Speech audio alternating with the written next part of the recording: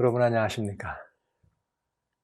그동안 주님 안에서 누리는 무한한 심령의 자유함이, 또 누리는 이 무한한 주님 안에서 그런 그 자유를 마음껏 누리고 즐길 수 있는 자유함이 여러분들의 마음과 삶을 주장하셨는지가 매우 궁금합니다. 제가 지금 여러 번에 걸쳐서 매임에서 풀려나는 그리스도인들, 그리고 풀려나는 것만이 아니라 무엇인가 더 많은 높은 곳에 이를 수 있도록 행할 수 있는 자유로움만이 아니라 더 자유로운 그리스도인들에 관한 이야기를 여러분과 같이 나누고 있었습니다.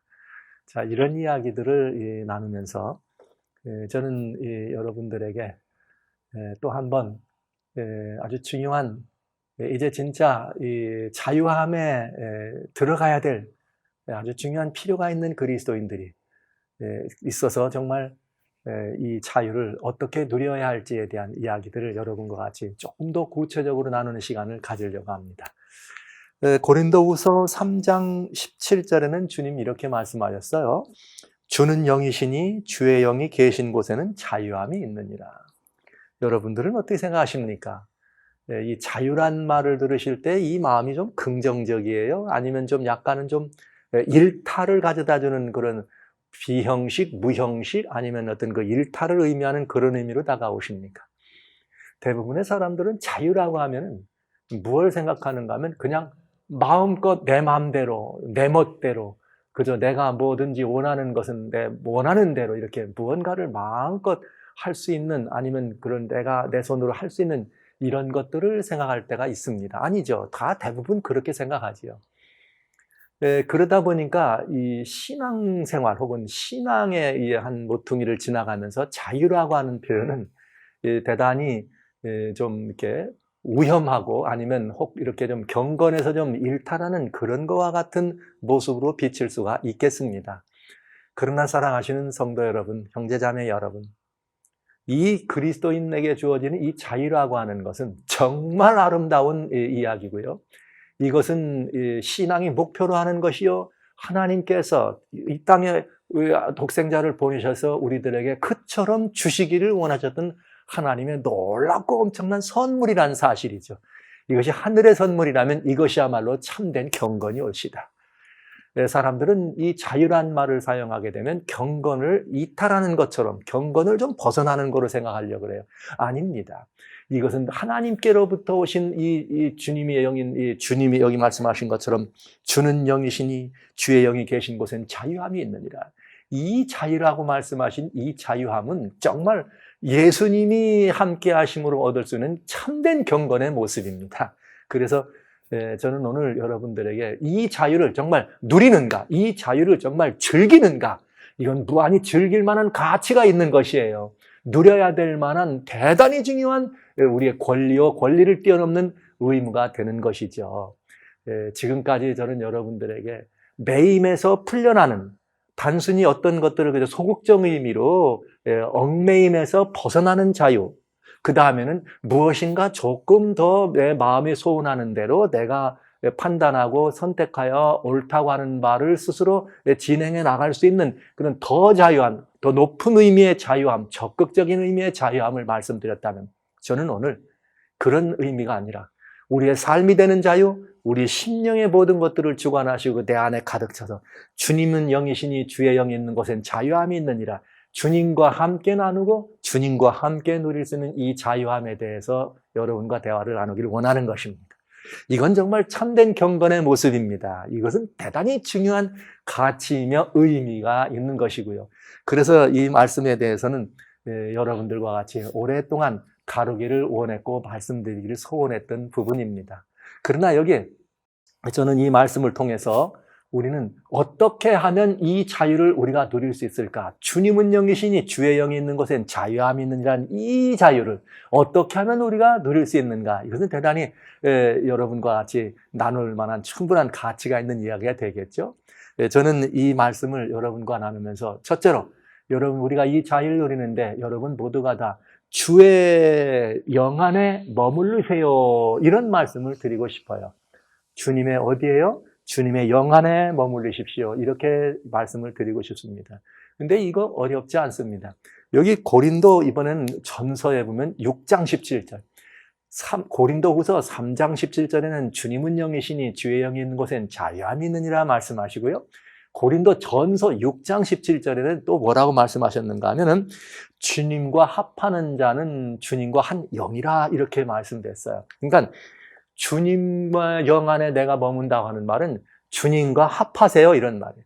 주님과 마음을 합하세요. 주님과 뜻을 합하세요. 주님과 생각을 합하세요. 주님의 삶과 우리의 삶을 합하세요. 한 방향 되게 하세요. 이렇게 합하면 주님은 말씀하시기를 한 영이다 이렇게 표현하신 것입니다.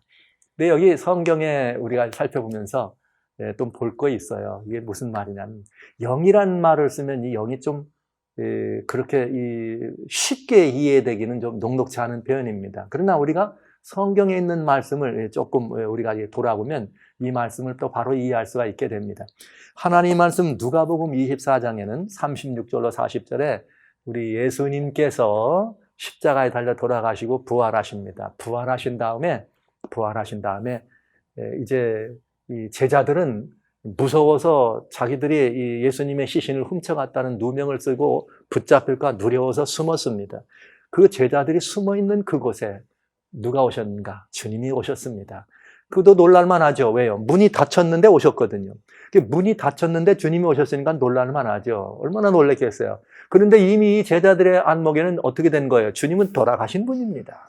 그런데 이 돌아가신 분이 아침 일찍 가서 부활하셨다는 소식을 듣긴 했어요. 마리아를 통해서. 직접 목격하진 못했습니다.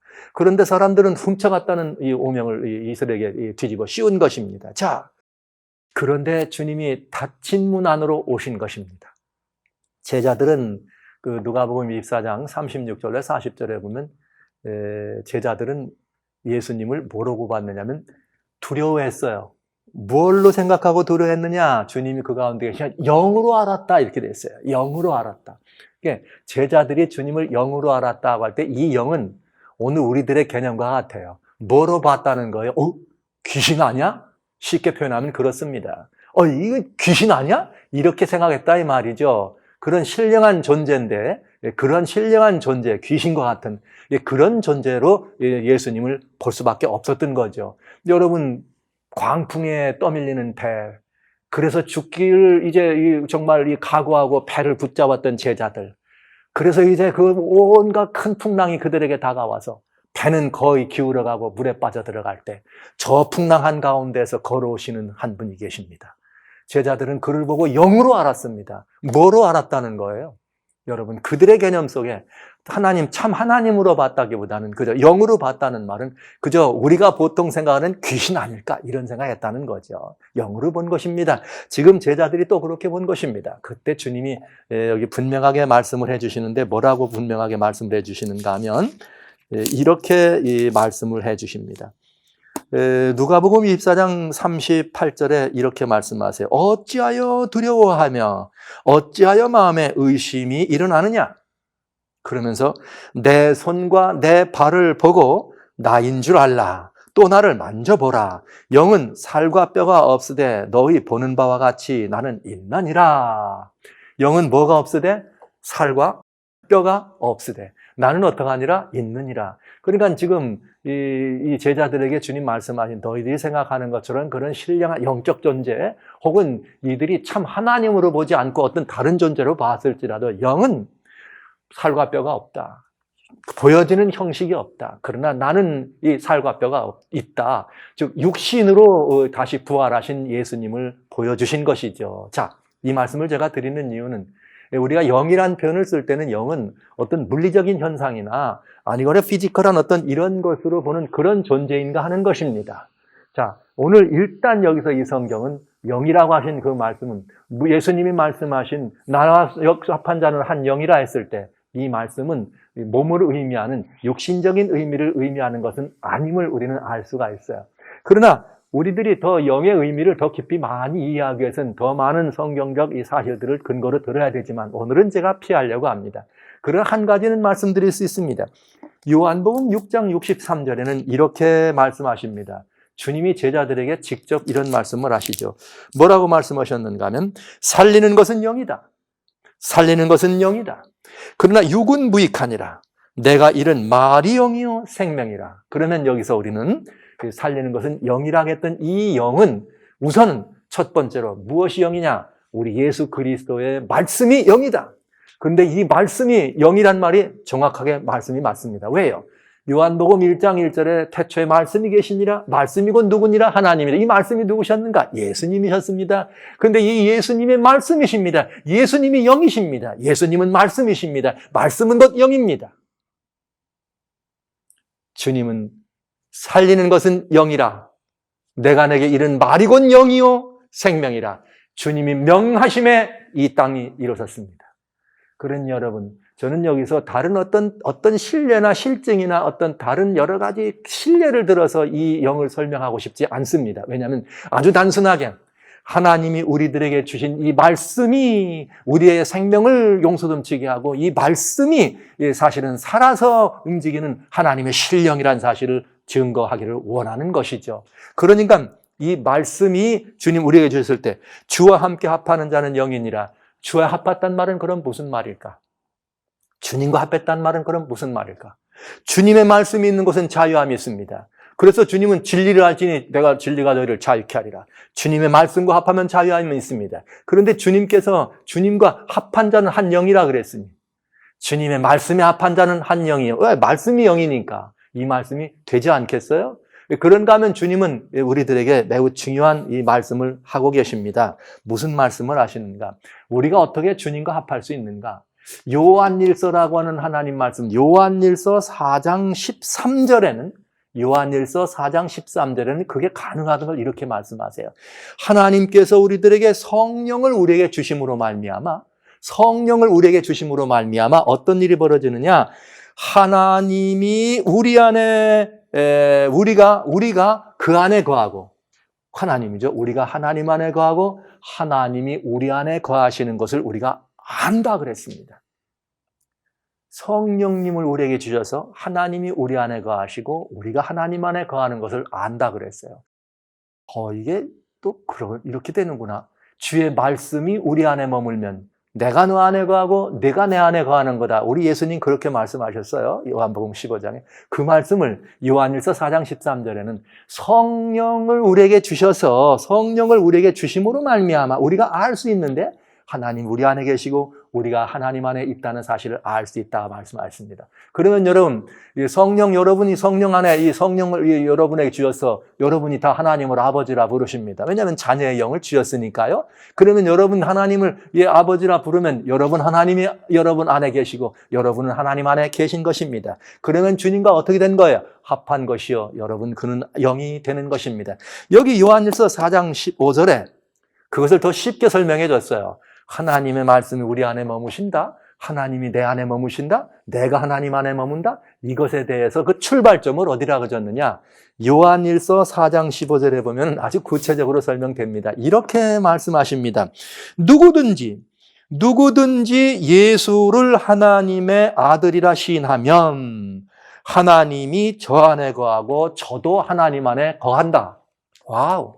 여러분, 예수님이 하나님의 아들인 것을 시인하면 하나님이 저 안에 거하시고 저도 또 하나님 안에 거하신다. 이렇게 표현했습니다. 그러면 저는 이런 질문합니다. 여러분은 예수님이 하나님의 아들이신 거 인정하는 정도가 아니라 믿고 인정하고 따르시는 거 맞죠? 여러분, 우리 기독교의 존재는 어디서 출발인가? 예수님이 하나님의 아들이라는 것을 믿는 데서 출발합니다. 이 말씀은 곧 무슨 말인가? 예수님이 하나님이라는 사실을 믿느냐 이 말입니다. 우리가 예수님이 하나님이라는 사실을 알고 믿고 영접하면 곧 하나님은 뭐라고 말씀하셨는가? 하나님은 우리 안에 머무시고 우리는 또한 하나님 안에 머무신다 말씀하셨습니다. 자, 그렇다면 이제 우리는 우리 예수님 안에 있으면 한 영이라고 하는 이 말씀이 이해가 좀 쉬워지죠.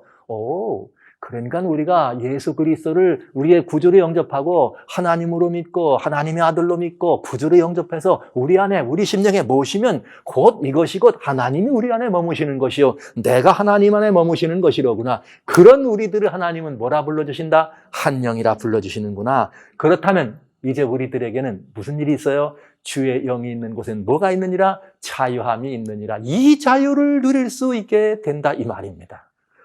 아주 쉬운 이치예요. 어렵지 않은 이치입니다. 근데 여러분, 이렇게 말씀을 드리니까 좀 추상적인 것 같죠. 자유도 그렇고 영도 그렇고 머문다는 것도 그렇고 추상적인 것 같죠. 이 말씀을 아주 실증적으로 여러분들에게 말씀을 좀 드려보겠습니다. 하나님 말씀, 예수님이 어떻게 하셨느냐를 보면 우리가 알 수가 있어요. 예수님이 마태복음 12장은 어떤 일이 나오는가 하면 예수님이 이 땅에 계실 때 안식일에 한 일이 벌어집니다. 근데 이 안식일에 무슨 일이 벌어지는가 하면 예수님의 제자들이 밀밭 사이를 걸어가요. 예수님의 제자들이 밀밭 사이를 걸어가시다가 배가 고팠어. 그래서 배가 고프니까 그 밀을 주룩 훑어가지고 해가지고 이제 이 예수님의 제자들이 그 밀을 손으로 먹었습니다. 그랬더니 그거를 바라보고 있던 누구냐면 이제 그런 바리새인들이죠. 바리새인들이 그 예수님을 보고 아니 어떻게 말이야? 당신의 제자들이 이 안식일에 할 수 없는 일을 하느냐고, 안식일을 범하지 않느냐고 이런 말을 합니다. 그랬더니 우리 주님이 다윗이 안식일에 시장할 때 함께한 사람들에게 제사장의 성소에 가가지고 그 제사의 성소에 드리는 진설한 떡 내린 것을 먹는 그런 상황을 설명해 주십니다. 그러면서 예수님이 뭐라고 말씀하시는가 하면 여기 이렇게 말씀하세요. 5절과 6절에 또 안식일에 제사장들이 성전 안에서 안식을 범하여도 죄가 없음을 너희가 율법에서 읽지 못하였느냐. 내가 너희에게 이르노니 성전보다 더 큰 이가 여기 있나니라. 여기 이 말씀 아주 중요한 말씀입니다. 제사장들이 안식일이지만 여러 다양한 제사를 드리고 하나님을 섬기기 위해서 그들은 일을 합니다. 그렇게 일을 하는 것은 안식일을 그들의 개념 속에 뭐 하는 거예요? 범하는 것이죠. 그러나 우리 주님 말씀하십니다. 제사장들이 성전 안에서 하나님을 공개하기 위해서 그런 일들을 하는 것은 안식일을 범하는 것이 아니라는 얘기예요. 그건 왜 그러냐? 왜냐하면 그것은 하나님이 여기 안식일을 범하는 것이 아닌 이유는 성전보다 누가 더 커요? 하나님이 더 크시죠. 그러니까 그들이 일하고 섬긴 건 하나님 안에서 섬긴 것이라 이 말이죠. 그래서 성전보다 더 큰 이가 하나님이시고 성전보다 더 큰 이가 바로 여기에 있느니라 이렇게 말씀하시면서 예수님을 지칭하십니다. 즉 예수님 안에서 어떤 일이든지 어떻게 할 수 있다는 거예요. 가하다 이런 말씀을 하신 것입니다. 예수님 안에서. 그러면 성전 안에서 어떤 일 되는 것보다 더 크신 예수님 안에서 우리는 그 어떤 것들도 행할 수 있다 이 말씀을 드린 것이죠. 그런데 예수님 안에서 어떤 일, 성전보다 더 큰 이 안에서 어떤 일을 행한다는 것은 무엇을 말하느냐? 여기 이렇게 설명하세요. 나는 자비를 원하고 제사를 원치 아니하노라 하신 뜻을 너희가 알았더라면 무죄한 자를 죄로 정죄하지 아니하였을 것이다. 여러분 할렐루야, 놀라운 말씀입니다. 주님이 우리들에게 안식일이라는 법을 주신 이유는 안식일도 법이니까요. 법을 주신 이유는 주님께서 안식일을 주신 이유는 자비를 원하는 즉 사랑의 하나님 마음이 우리에게 안식일을 주신 것이지 그 마음 때문에 주신 것이지 여기 말씀하신 것처럼 뭐가요? 안식일이라는 율법 자체를 가지고 이 사람들을 옥죄거나 억누르려고 한 것이 아니라는 거죠. 안식일이라고 하는 법 자체가 사실 그렇지 않습니까? 주님 안에서 안식을 누리도록 하는 것이 안식일입니다. 주님 안에서 세상의 모든 무거운 것들을 벗어놓는 것이 안식일입니다. 그 안식이 있는 사람들에게 안식일은 매우 중요한 의미가 있는 것입니다. 그런 날을 주님이 주신 것이었습니다. 바리새인과 율법사가 서기관들은 그런 안식일의 의미는 내어놓고 형식과 다양한 이 행동을 이렇게 옥죄이는 그런 다양한 인간적인 계율로 안식일을 묶어둔 것이죠. 그들은 자비를 위하지 않았습니다. 주님은 제사를 드리는 것보다는 자비를 원하시는 주님의 마음이 안식일에 포함된 걸 알기를 원하셨던 것이죠. 그렇습니다, 여러분. 그렇기 때문에 이 말씀은 하나님께서 율법을 우리에게 주신 이유 자체가 우리를 얽매이고 억제이고 뭔가를 제한하려고 주신 것이 아니라 하나님의 사랑을 뭐하도록 더 많이 누리고 그 사랑 안에서 머물러 하나님의 사랑을 우리가 깨닫고 그 사랑 안에서 우리의 모든 짐을 벗어버리는 무한한 자유를 위하여 주셨다는 사실이죠. 이것이 율법주의에 대한 이 반격이 되게 될 것입니다. 율법을 지켜서 무엇인가를 얻는 것이 아니라 우리 주님은 말씀하신 것입니다. 그 율법의 의미가 뭐냐 이 말이죠. 율법의 의미가 뭐냐? 내가 아는 주님이 주신 율법은 주님이 직접 율법을 명하셨으니까 율법은 그저 제사를 드리고 뭔가를 행하고 뭔가를 이렇게 하도록 하기 위해서 준 것이 아니라 주님은 그보다 더 큰 자비를 목표로 하셨다고 하는 사실입니다. 그래서 여러분 여기 마태복음 12장 12절에 예수님은 이렇게 말씀하셨어요. 사람이 양보다 얼마나 귀하냐. 그러므로 안식일에 선을 행하는 것이 옳으니라. 유대인들의 개념은 안식일은 아무것도 안 하는 것입니다. 그래서 안식일은 아무것도 안 하다 보니까 선을 행해야 되는데 선도 행하지 않는 것입니다. 하나님의 법을 지키기 위해서. 여러분 그것은 이 율법 아래 뭐한 사람들이에요? 매여 있는 사람들의 이야기입니다. 그러나 여기 주님은 말씀하십니다. 안식일엔 선을 행하라고. 그러니까 오늘 여기 좀 대단히 달리 이 문제가 벌어지게 된 거죠. 안식일은 이것도 못하고 저것도 못하는 날이 아니라 주님은 선을 행하는 날로 주신 것입니다. 그래서 여기에 이렇게 주님이 말씀하신 것처럼 안식일의 의미란 말을 더 큰 의미로 율법의 의미를 해석해 주신 것입니다. 무슨 말인가?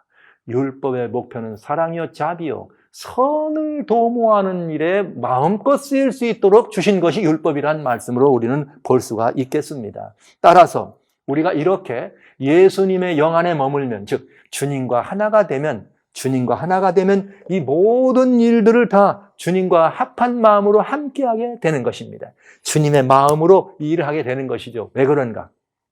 주님이 법을 명하신 분입니다. 그러나 주님이 법을 명하신 분이기 때문에 주님은 법 위에 계신 분입니다. 그래서 그 법의 의미를 더 잘 아세요. 그런데 우리가 주님 안에 머물면 우리도 또한 주님처럼 그 법의 의미를 잘 알지 않겠어요? 주님은 누구신가? 주님은 성전의 주인이십니다. 성전이 주님을 왜 지어졌으며 그렇다면 주님은 성전보다 더 크신 분입니다. 그러니까 우리는 성전 안에서 제사를 드리고 다양한 어떤 일들을 행하는 것이 주님을 위한 것이기 때문에 그렇다면 그것은 곧 목표가 어디에 있다? 주님은 자비와 사랑을 원하시는 분이니 이 모든 것들은 우리가 그 사랑과 자비를 실천함을 목표로 진행될 때에만 주님의 마음과 합한 것이 되지 않겠습니까? 사랑하신 성도 여러분, 여기 성제자매 여러분, 우리는 누구 안에 있는 사람들인가? 성전보다 더 큰 분 안에 계신 분입니다. 아닙니다. 그 이상입니다. 주님은 우주를 지으신 분입니다. 그렇다면 주님이 우주를 지으신 분입니다. 그렇다면 주님은 우주보다 큰 분이십니다. 그러니까 우리가 그 주님 안에 머문다는 말은 우주보다 큰 마음을 가진 사람이 되는 것입니다. 그런데 참 제가 이렇게 이 주님의 말씀을 증거하고 하나님의 말씀을 가진 목사로서 이렇게 많은 성도님들을 대하고 말씀을 나누다 보면 참 안타까운 게 있어요. 우리가 섬기는 우리 주님은 우주의 주인이세요. 즉 우주의 주인은 우주보다 크신 분입니다. 그런 우주보다 크신 분과 우리 마음이 어떻게 됐어요? 한 영이라 하나가 됐다면 여러분 그분과 하나 됐으면 우리 마음이 어떻게 되는 거예요? 이 안에 누가 들어왔어요? 주님이 계시다면 우리는 우리 안에 어떤 마음이 있는 거? 우주보다 큰 마음. 그런데 교회 다니는 사람들처럼 째째한 사람들 없습니다. 제가 단적으로 이렇게 말씀드립니다.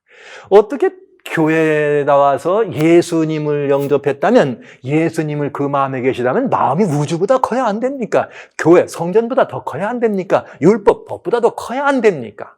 그런데 어떻게 이 교회 안에 있다고 하는 사람들끼리 모이면 말이죠. 이게 우주보다 더 크고 성전보다 더 크기는커녕 아주 세상에서도 보기 드문 잔챙이들이 많아요. 아주 그런 경우를 많이 보게 돼요. 그저 마음에 서로 뭐 하나만 얽히면 그냥 얼마든지 오래 갑니다. 제가 한 번은 이 친구 사역자가 있어요. 그 친구는 다른 우리 또 함께 다른 이 신학을 하고 또 형제된 교회를 섬기는 하나님의 일꾼으로 열심히 봉사하시는 분인데 우리가 같이 이제 어느 날 국수를 한 그릇 먹으려고 포장 마차에서 뚜껑을 열고 들어가서 국수를 한 그릇 먹게 됐습니다. 이 목사님이 그런 얘기를 해요. 이 친구. 그래서 이제 한참 교회 섬기는 이야기를 하다가 참 이상한 일이 있어. 무슨 이야기인데? 그게 말이야. 별참 희한해. 어떻게 아무것도 아닌 일로 교회에서는 말이죠. 교회에서는 문제가 생기면은 10년이 지나도 그 서로 원수가 안 풀어진대. 뭐가 마음에 어긋난 게 안 풀어진대. 그런데 우리가 지금 여기서 포장마차에 앉아서 국수를 사람들은 말이야, 하나님을 모르는 사람들은 나가가지고 아무리 싸워도 말이지 이 안에 들으면 10분 만에 친구 되더만. 그게 우리들의 현실이에요. 하나님을 모르는 사람들은 포장마차에 들으면 10분 만에 해결이 되는데 하나님을 안다고, 예수님을 믿는다고, 자유함을 입었다고 얘기하고 복된 삶을 살아간다고 얘기하는 그리스도인들은 예수 안에 있다고 하면서, 하나님의 성전 안에 있다고 하면서 그 별거 아닌 걸 가지고도 10년이 지나도 마음이 풀려요, 안 풀려요? 안 풀린답니다. 저는 이렇게 말씀드려야 됩니다. 가짜입니다. 그는 교인입니다. 그는 그리스도인이 아닙니다. 이렇게 말씀드려서 여러분 마음이 상하셨다면 저를 용서하시기 바랍니다. 그러나 저는 복음을 가진 목사로서 복음의 목표가 그게 아니기 때문에 이렇게 말씀드릴 수밖에 없습니다.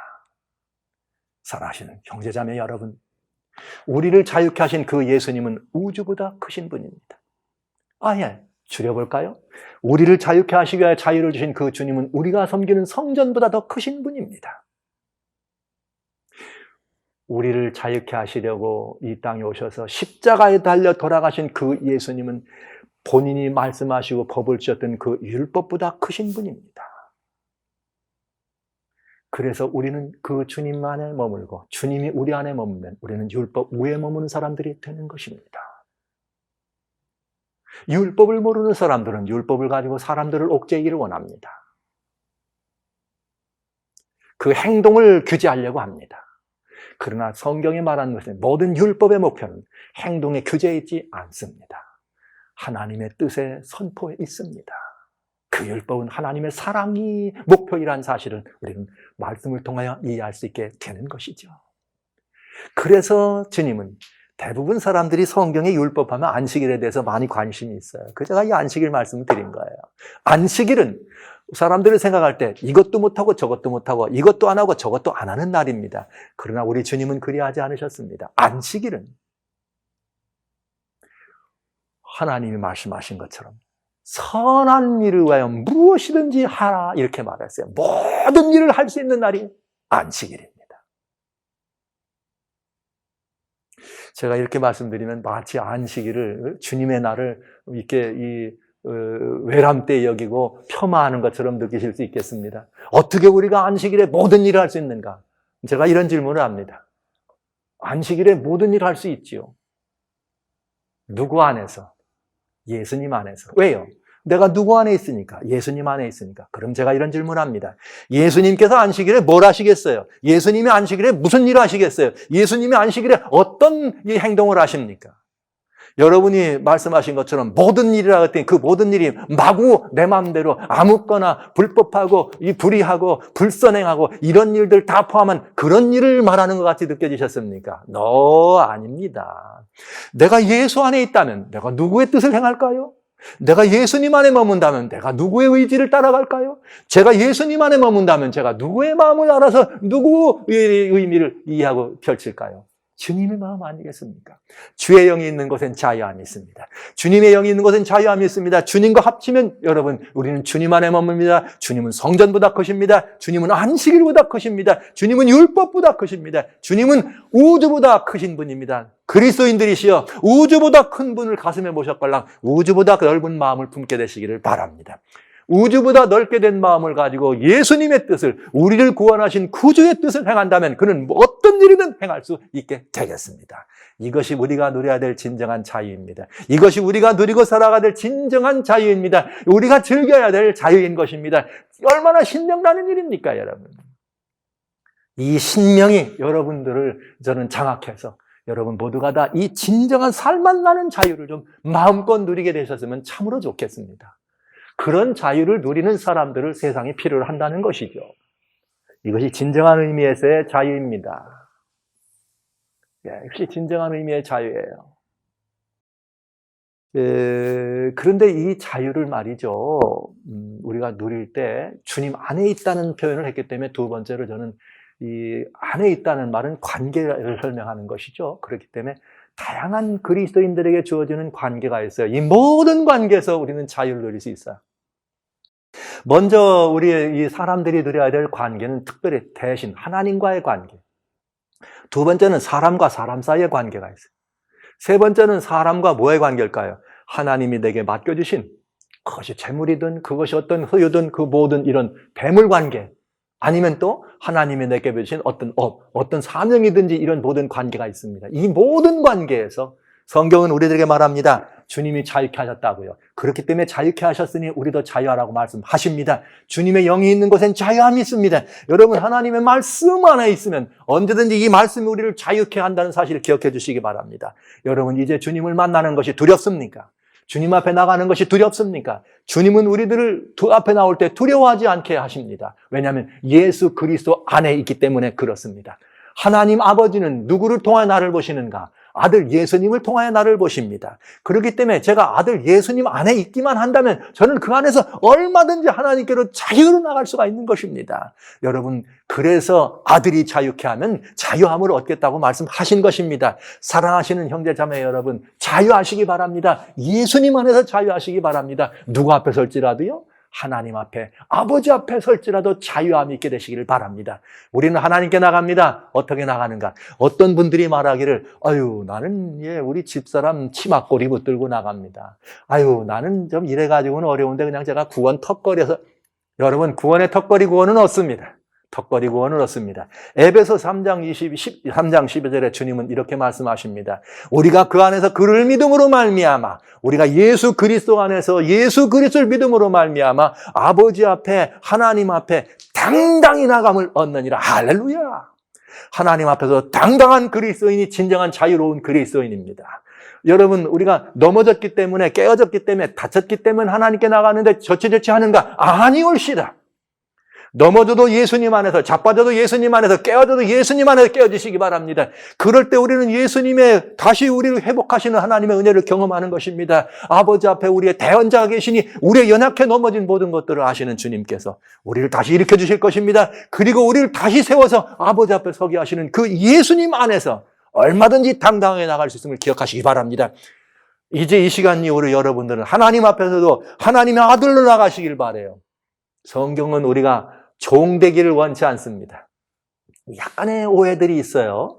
하나님을 섬기는 사역자들을 우리는 섬기는 사람들이기 때문에 종이란 말을 쓰다 보니까 이게 좀 오해가 된 듯해요. 여러분, 하나님은 우리를 종으로 부르지 않으셨어요. 하나님은 우리를 아들로 부르셨습니다. 이것이 복음입니다, 여러분. 아들은 아버지의 집에서 자유함이 있습니다. 아버지의 소유를 아들은 마음 놓고 쓸 수 있어요. 아버지의 어떤 것들을 마음 놓고 손댈 수 있어요. 아버지의 것들을 내가 마음 놓고 누릴 수 있어요. 아버지가 가지신 것을 내가 마음껏 즐길 수 있어요. 누구 집이니까? 아버지 집이니까. 여러분, 하나님을 믿고 주님을 섬기는 신앙에, 기독신앙에 종되지 말고 아들 되시기 바랍니다. 자녀의 무한한 자유가 여러분들의 그 모든 것들을 넓이 넓혀서 아들다운 모습으로, 이 따님다운 모습으로 주님이 그 나라의 주인공으로 살게 되시기를 바랍니다. 인간관계 마찬가지입니다. 그리스도인들은 다양한 인간관계에서도 마찬가지입니다. 사람들은 사람들을 만나는데 대부분 어떤 관계인가 하면 종속관계가 되더라고요. 그래서 친구를 사귀어도 너는 나만 사귀어야 돼. 이건 종입니다. 그런 관계는 좋은 관계 아니에요. 옳은 관계도 아닙니다. 이 그리스도인들의 이 자유함은 하나님 안에서, 예수 그리스도 안에서 무한한 자유로운 사람들이기 때문에 친구나 누구도 다양한 것이죠. 누구 한 사람만 대상이 없습니다. 누구라도 마음껏 사귈 수 있고, 누구라도 마음껏 내게 다가오고, 나도 누구라도 마음껏 다가올 수 있는 자유로운 관계로 우리는 그 관계를 유지해야 합니다. 부부 마찬가지입니다. 어떤 부부들은 아내나 남편이 서로 종되는 걸 보았습니다. 특별히 우리 한국 분들은 정서적으로 그런 것 같아요. 이 친구 단계에서 이게 좋은 남자, 여자들이 아직 결혼 안 한 사람들이 만나서 차라도 한잔 마시면 그날로 둘이 종속돼. 그때부터는 둘이 결혼도 안 한 사람이 서로 마치 무슨 너는 나만 사귀어야 돼, 나는 너만 봐야 돼, 이런 관계에 들어가는 것 같은 모습을 보게 돼요. 옳지 않습니다. 옳지 않습니다. 남녀 관계든 부부 관계든 종의 관계가 아닙니다. 그건 아주 아름다운 언약의 관계가 돼야 합니다. 그리스도 예수 안에서요. 존중하고 사랑받고 사랑하고 존중받는 것은 매우 중요한 언약관계입니다. 종관계 속에 되지 않기를 바랍니다. 예수 안에서 우리는 아내들을 바라볼 때 종처럼 부리는 그런 남편이 돼서는 안 되겠습니다.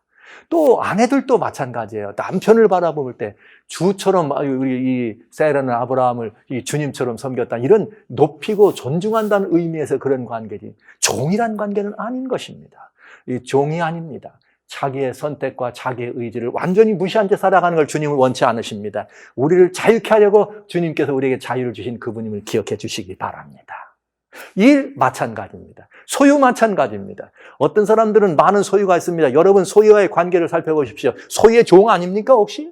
그 더 뭐 재정이든 돈이든 명예든 이런 모든 것들 때문에, 지식 때문에, 명예 때문에, 무슨 내 어떤 이 육신적인 어떤 이 아름다움이나 육신적인 어떤 이 뭔가를 보여주기 위해서 종대사를 지는 않아요 혹시? 그런 경우 많이 봅니다. 많이 봅니다. 많이 보고 말고요. 많이 보고 말고요. 뭐 쉬운 일례로 되면 말이죠. 어떤 분들은 이 다이어트를 합니다. 몸을 좀 더 관리를 예쁘게 만들기 위해서 좋은 일입니다. 그런데 마치 다이어트의 종이 돼가지고 말이죠. 그 근사한 친구들 만나가지고도 그것 때문에 그냥 아주 고통받는 걸, 저는 그가 자유로운 이 자기 자신에 대하여 자유로운 사람이 아니라 종으로 살아가는 걸 보는 것 같아요. 우리가 행하는 어떤 일이나 우리에게 주어진 어떤 소유나 아니면 우리의 관계 속에 다양한 대물 관계든 대한화태 일 관계든 우리는 그것들을 주관하는 주권자로 살아야 하는 것입니다. 예수 그리스도 안에서 모든 것들에 매이고 얽매이는 종됨에서 풀려야 우리는 이 진정한 자유를 즐길 수 있겠습니다.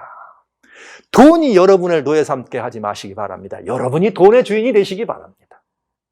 시간의 노예가 되지 말기 바랍니다. 여러분이 시간을 주인하시기 바랍니다.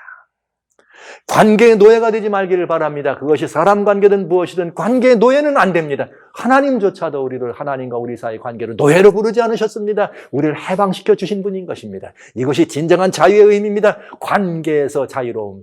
여러분 이 모든 것들을 누리시기를 바랍니다. 정말 즐길 수 있어야 합니다. 일에 노예가 되지 마시길 바라요. 그 일을 주관하시기 바랍니다.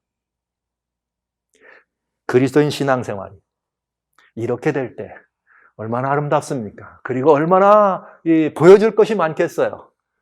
그 어떤 다양한 관계에서도 자유함이 있어서 보는 사람들에게 정말 얼마나 훌륭한 모습이 되겠습니까? 예수 그리스도 안에서 우리는 이 자유를 누릴 수가 있습니다. 예수님은 우주보다 더 큰 분이기 때문에 다른 데서 찾지 마시기 바랍니다. 많은 사람들이 자유라 그러면 마음대로 하는 거, 이것도 마음대로 먹고 저것도 마음대로 하고 뭐 또 이 짓도 하고 저 짓, 이런 걸 자유라고 생각하는 것이죠. 오케이, 그럴 수 있습니다. 제가 말씀드리겠습니다. 예수님 안에서 하시기 바랍니다. 우리를 책임져 주시는 예수님 안에서 그 일을 하신다면 여러분 분명 자유함이 있습니다. 주는 영이시니 주의 영이 있는 곳엔 자유함이 있느니라. 그런데 그 주님과 우리가 합하면 마음으로 합합니다. 우리가 마음으로 합하는 건 어떻게 합합니까? 주님의 말씀을 우리가 하나님 말씀을 봅니다. 말씀이 내 안에 영접됩니다. 내가 이 말씀 안에 머무는 것입니다. 그럴 때 우리는 마음이 합해질 수 있습니다. 왜냐하면 말씀은 주님의 뜻이니까요. 그래서 주님과 우리는 합하게 됩니다. 주님과 한 몸입니다. 주님과 한 영입니다. 주님의 영이 있는 것은 자유함이 있습니다. 우리는 무한한 자유가 있습니다. 그때 비로소 사망이라 이름하는 어둠의 권세가 내게 다가올 때 사망이 아무런 두려움의 대상이 아닌 것이죠. 질고나 질병이라고 하는 어떤 것이 내 앞에 다가올 때 그 자체가 내게 아무런 두려움이 되지 않을 것입니다. 가난, 힘들죠. 그러나 그 가난도, 가난 자체가 내게 두려움이 돼서는 안 되겠습니다. 가난에도 자유할 수 있습니다. 빈털털이라도 자유할 수 있습니다. 정말 그럴 수 있느냐고요? 할 수 있습니다. 저는 구체적인 실례를 말씀드리려고 하지 않겠습니다. 진짜 그런가 안 그런가 여러분이 정말 예수님 안에 있기만 하다면 주님께 여쭤보십시오. 확실한 답을 얻을 수 있음을 저는 분명히 대답을 드릴 수 있습니다. 무엇을 얼마나 소유했느냐 하는 것은 나를 얽매이는 아무런 조건이 될 수 없습니다. 내가 무엇을 얼마나 갖고 있지 않느냐 하는 것조차도 나를 이렇게 얽매일 수 있는 재상이 되지 않습니다. 내가 주님 안에만 있다면, 만물의 주인이신 주님 안에 있다면 나는 모든 것을 소유한 사람. 주님, 그렇기 때문에 심령이 가난한 자, 그 심령의 주님을 모신 자는 천국을 소유한 사람입니다. 거기는 아무런 부족함이 없게 되겠습니다. 자, 그러나 이제 이런 자유를 우리가 누리지만 갈라디아 5장 13절 14절에 주님 말씀하시면 너희가 이런 자유를 위하여 부름을 받았다 이렇게 되어 있어요. 와, 얼마나 놀라운 일입니까? 이런 자유를 위하여 우리가 부름을 받았답니다. 네, 이런 무한한 자유를 위해서 우리가 부름을 받았대요. 다시는 종의 멍에를 매지 말랐고. 그러나 이 자유가, 이런 귀한 자유가 우리의 모든 말이죠. 이렇게 우리의 육체를 어떤 것들을 감출 수 있는 그런 육체의 기회를 삼지 말고 오히려 이런 자유 때문에 서로 형제들에게 정말 이 종대란 말은 섬기고 성대를 사랑함으로 이 형제를 높여주라, 이런 말씀을 하시는 것입니다. 베드로전서 2장 16절에 이런 말씀이 있어요. 우리가 자유합니다. 자유하나 그러나 그 자유로 우리의 악을 가리는데 하지 마라, 쓰지 말아라, 이렇게 말씀하십니다. 그래서 사도 바울이 그런 표현을 하죠. 우상의 제물 혹은 이런 음식에 대한 이야기를 하면서, 야, 나는 아무거나 다 먹을 수 있다. 나 정말 이것 먹을 수 있어. 내가 볼 땐 우상은 아무것도 아니야. 그렇기 때문에 나는 먹을 수 있어. 그러나 사도 바울이 먹지 않는다. 그 이유는 자기 자신 때문이가 아니었습니다. 믿음이 연약한 형제들 때문이었습니다. 바울 선생이 저걸 먹네? 그 우상에 드려진 건데 알면서도 바울 선생이 먹네? 나도 먹어도 되겠다. 그러면서 우상의 제물에 참여하는 죄를 범하게 될 수 있겠죠. 그래서 자유하나 그 자유로 나의 이 모든 이 어떤 육체의 기회를 삼지 아니하고, 자유하나 나의 이 모든 자유로 악을 가리는 데 쓰는 것이 아니라 오히려 형제들을 위하여 내 자유를 제한하. 그것도 자유예요. 오히려 형제들을 더 사랑으로 섬기기 위해서 내가 더 형제들과의 모든 것들을 바쳐지는, 그렇게 해서 나의 흠과 허물을 덮는 데 자유가 쓰여진 것이 아니라 오히려 더 이렇게 하나님을 드러내고 하나님의 자비로움을 이렇게 드러내는 그런 일로 이 자유가 드려질 수 있을 때 얼마나 멋진 일이 되겠습니까? 오늘 이 세계는 그런 사람들이 존재하는 이 공동체를 필요로 합니다. 저는 그리스도인 공동체, 참다운 기독 공동체가 그렇게 돼야 될 거라고 생각합니다. 그럴 때 오늘 이 사회 현상이 일어나고 있는 다양한 이상하고 낯선 현상들, 그리고 염려되고 근심되는 그런 현상들을 물리치고 이길 수 있는 유일한 대안으로 예수 그리스도, 그분의 자유를 저는 여러분들에게 소개하기를 원하는 것입니다. 그래서 우리가 이런 이 자유함을 마음껏 누리고 이 자유를 무한한 신장해서, 저 사람은 세상이 감당할 수 없는 사람이야. 사망도 저를 어찌할 수 없어. 아니야, 저는 아무리 가난하다 할지라도 저를 막을 수는 없어. 저 사람에게선 정말 아무리 저가 출신이 어떻고 뭐가 어떻고 그렇다 할지라도 저분이 누리는 저 무한한 자유는 어디서 온 것일까? 대체 그에겐 예수 그리스도가 계신 것이 분명해. 이런 모습들이 이 세상이 가장 보기를 원하는 모습이고 이 세상이 가장 필요로 하는 모습이고 오늘 기독교가 그렇게 회복돼야 될 모습입니다.